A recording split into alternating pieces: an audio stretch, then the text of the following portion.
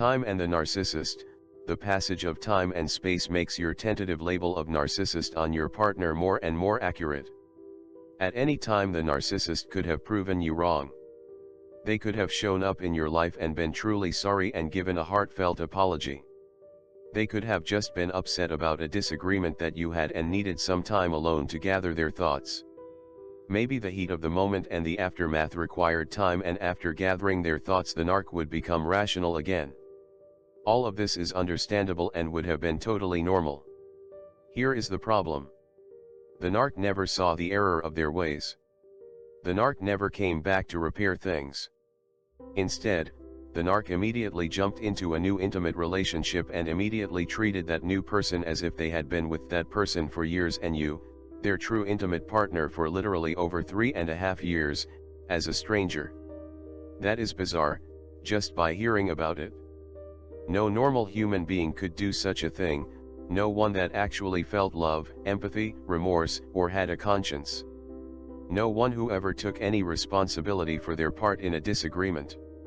No one who ever had a commitment to another human being in a relationship could do that.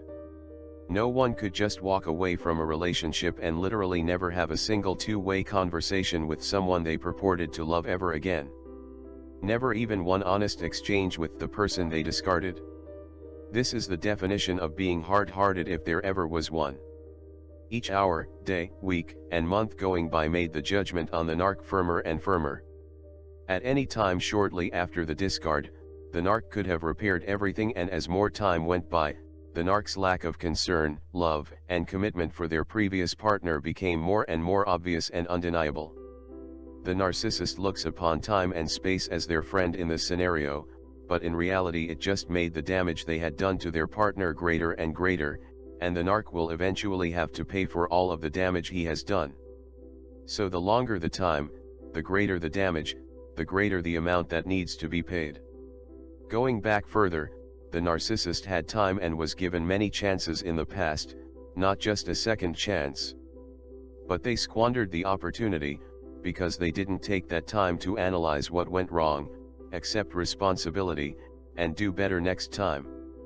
They injured many people over the course of their lives.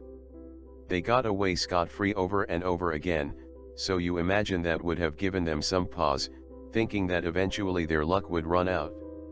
Not so for the narc.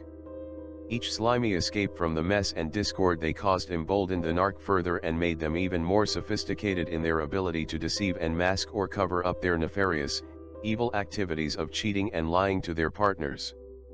Pretending to care, pretending to love, pretending to have remorse and empathy and commitment, pretending to pretend, pretending not to pretend. Confusing their victims and unknowingly also eventually confusing themselves without knowing it. Like a gambler, or an addict, the narc can't help themselves. Each win makes them gamble more and eventually they lose big time and end up sucked up in their own deception as everything blows up and the narc as well as the victim are severely wounded. That wasn't supposed to happen. Everything was in place for a controlled demolition. The narc would set the charges and watch at a distance as he hit the button and the victim's world carefully tumbled down all around them. It was all the victim's fault, the narc was far away. The narc wasn't the one who set the explosives, and for that matter who says there were explosives. Maybe the victim's world just tumbled down because of shoddy workmanship. Unfortunately this time the explosives went off prematurely, before the narc made a full escape. No problem. Just blame everything on the victim and make the victim feel guilty and totally responsible for all that occurred. Then walk away, institute no contact, and prevent the victim from rectifying anything the narc told him he had done wrong. Are you getting the metaphor? So the passage of time makes the narcissist more and more confident in their ability to pull things off, but here is the sad part, at least for my narc. They become overconfident and are so totally deluded that their deceptive behavior, which they are so confident in as being undetectable, ends up being obvious. The narc is now actually unwittingly deceiving themselves and lying to themselves in the plain sight of the public. Their bizarre behavior is clearly abnormal.